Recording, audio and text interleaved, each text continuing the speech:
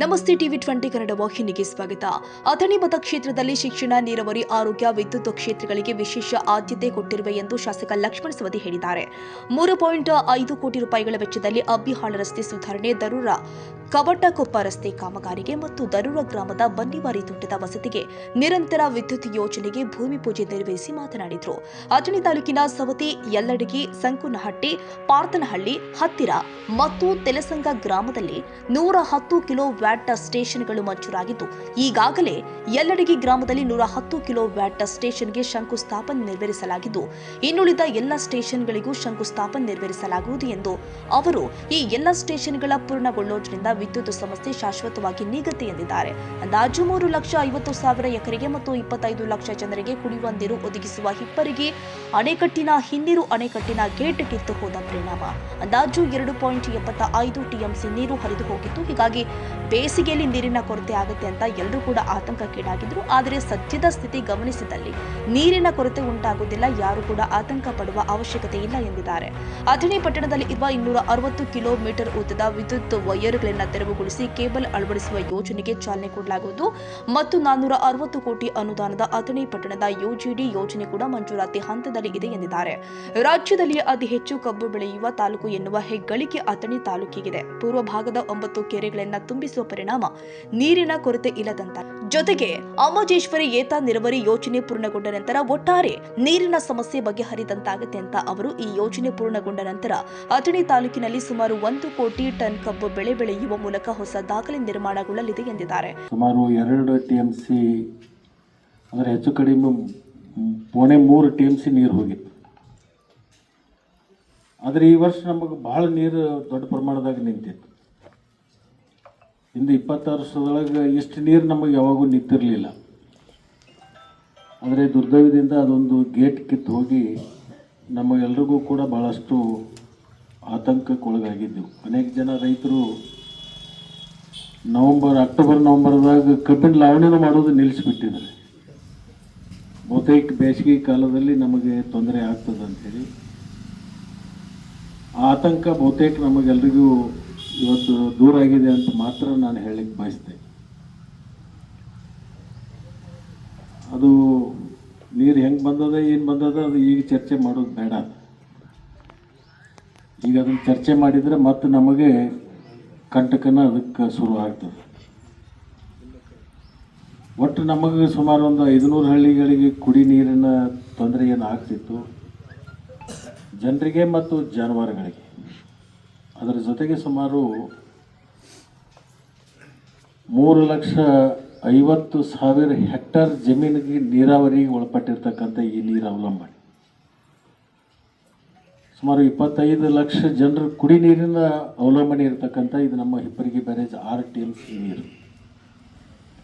ಈಗಾಗಲೇ ಅವು ಸುಮಾರು 22-23 ವರ್ಷ ಆಯ್ತು ನಾವು ಗೇಟ್ಗಳನ್ನು ಹಾಕಿ. ಅದನ್ನು ಗೇಟ್ಗಳನ್ನು ಬದಲಾಯಿಸ್ತಕ್ಕಂಥದ್ದು ಇವತ್ತು ಅವಶ್ಯಕತೆ ಇದೆ. ಈಗಾಗಲೇ ಅದನ್ನು ನೀರಾವರಿ ಸಚಿವರು ಮತ್ತು ಉಪಮುಖ್ಯಮಂತ್ರಿ ಆಗಿರ್ತಕ್ಕಂಥ ಡಿ.ಕೆ. ಶಿವಕುಮಾರ್ ಅವರಿಗೆ ಅದನ್ನು ಮನವರಿಕೆಯನ್ನು ಮಾಡಿಕೊಟ್ಟಿದ್ದೀವಿ. ಈ ವರ್ಷಕ್ಕೆ ಅದನ್ನು ಹೊಸ ಗೇಟ್ಗಳಿಗೆ ತಾಂತ್ರಿಕ ವರದಿಯನ್ನು ಪಡ್ಕೊಂಡು ಆ ವರದಿ ಇನ್ನೊಂದು 10-12 ದಿವಸದಲ್ಲಿ ನಮ್ಗೆ ಕೈ ಸೇರುತ್ತೆ. ಅಂದರೆ ತಕ್ಷಣಕ್ಕೆ ಅದನ್ನು ಗೇಟ್ಗಳನ್ನು ಬದಲಾವಣೆ ಮಾಡಬೇಕು ಅಥವಾ ಏನು ಮಾಡಬೇಕು ಅಂತ ತಾಂತ್ರಿಕ ವರದಿ ಬರುತ್ತೆ. ಅದು ಬಂದ ಮೇಲೆ ಅದನ್ನು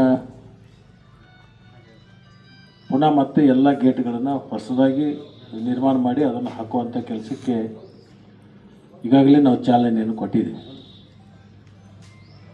ಆ ಹೊಸ ಗೇಟ್ಗಳಾದರೆ ಮುಂದಿನ ಮತ್ತೊಂದು 20-25 ವರ್ಷ ನಮಗೆ ಯಾವುದೇ ತೊಂದರೆ ಬರೋದಿಲ್ಲ ಅಂತಕ್ಕಂಥ ಒಂದು ಆಲೋಚನೆ ಇಟ್ಕೊಂಡು ಅದನ್ನು ಮಾಡ್ತಾಯಿದ್ದೀವಿ. ಒಟ್ಟಾರೆ ಬೇಸಿಗೆ ಕಾಲದಲ್ಲಿ ನಾವು ಜೂನ್ 10-15ನೇ ತಾರೀಕು ತನಕ ನಿಮಗೆ ನೀರು ಕಡಿಮೆ ಆಗಲಾರ್ದಂಗೆ ನೋಡ್ಕೊಂಡು ಹೋಗೋ ವ್ಯವಸ್ಥೆ ಮಾತ್ರ ಅದನ್ನು ನಾವು ಮಾಡ್ತೀವಿ.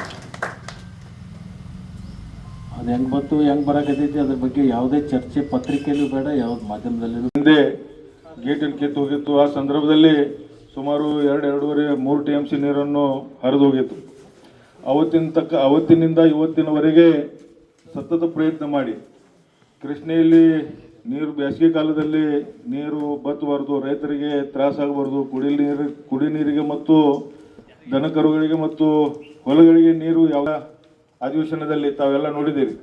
ಅತ್ಯಂತ ಸವಿಸ್ತರವಾಗಿ ಈ ವಿಷಯದ ಬಗ್ಗೆ ಹೇಳಿ ತ್ವರಿತವಾಗಿ ಮಹಾರಾಷ್ಟ್ರದಿಂದ ನೀರನ್ನು ಬಿಡಿಸಿ ನಮ್ಮ ಈ ಭಾಗದ ರೈತರಿಗೆ ಮತ್ತು ನಮ್ಮ ಭಾಗದ ಜನರಿಗೂ ಕೂಡ ಅನುಕೂಲ ಮಾಡಿಕೊಟ್ಟಂಥ ಲಕ್ಷ್ಮಣ ಸವದಿ ಸಾಹೇಬರಿಗೆ ಎಷ್ಟು ಅಭಿನಂದನೆ ಸಲ್ಲಿಸಬೇಕಂತಂದರೆ ಕಡಿಮೆ ಅಂತ ಹೇಳಿ ಸಂದರ್ಭದಲ್ಲಿ ಹೇಳಿಕ್ಕೆ ಇಚ್ಛಪಡ್ತೇನೆ.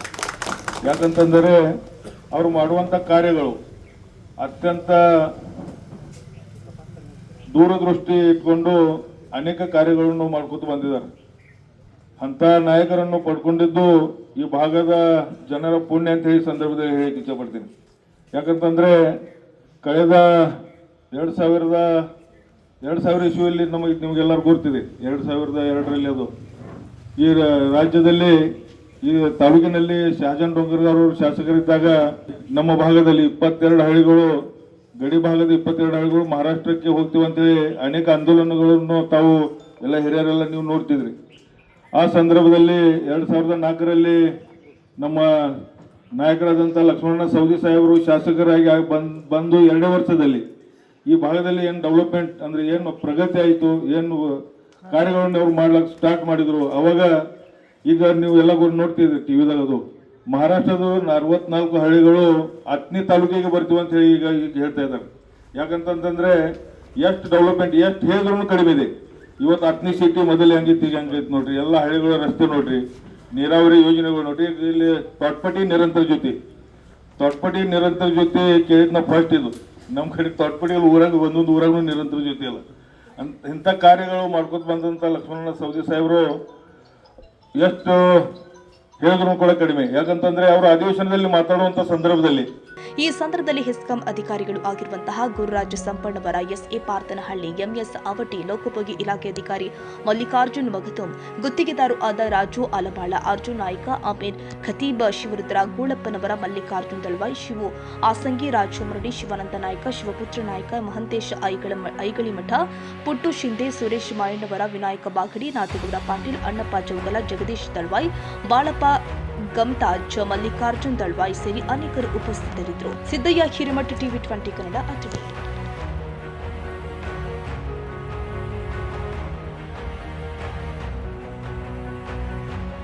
ಕನ್ನಡಿಗರ ಮೆಚ್ಚಿನ ನಿಮ್ಮ ಟಿವಿ 20 ಕನ್ನಡ ವಾಹಿನಿ ಇದೀಗ ಟಿವಿಯಲ್ಲಿ ಲಭ್ಯ. ಕರ್ನಾಟಕ ಮತ್ತು ದೇಶ ವಿದೇಶದ 360 ಡಿಗ್ರಿ ಸುದ್ದಿ ವಿವರವನ್ನ ಪಡೆಯುವುದಕ್ಕೆ ಟಿವಿ 20 ವಾಹಿನಿಯನ್ನು ಲೈಕ್ ಮಾಡಿ, ವಿಡಿಯೋಗಳನ್ನು ಶೇರ್ ಮಾಡಿ, ಕಮೆಂಟ್ ಮಾಡಿ, ಸಬ್ಸ್ಕ್ರೈಬ್ ಮಾಡಿ. HCN ಕೇಬಲ್ 842 ನಂಬರ್ನಲ್ಲಿ ಹುಕ್ಕೇರಿ ತಾಲೂಕು ಹಾಗೂ ಸಂಕೇಶ್ವರದ ಸುತ್ತಮುತ್ತಲಿನ ಹಳ್ಳಿಗಳಲ್ಲಿ ಲಭ್ಯ. PCN ಕೇಬಲ್ 129 ನಂಬರ್ನಲ್ಲಿ ಹಾರುಗೆರೆ ಸುತ್ತಮುತ್ತಲಿನ ಹಳ್ಳಿಗಳಲ್ಲಿ ಲಭ್ಯ.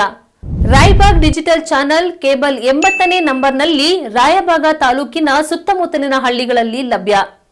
UDCN ಕೇಬಲ್ ನೆಟ್ವರ್ಕ್ ಉಗಾರ ಸುತ್ತಮುತ್ತಲಿನ ಹಳ್ಳಿಗಳಲ್ಲಿ ನಿಮ್ಮ ಟಿವಿ 20 ಕನ್ನಡ ವಾಹಿನಿಯೂ ಲಭ್ಯ.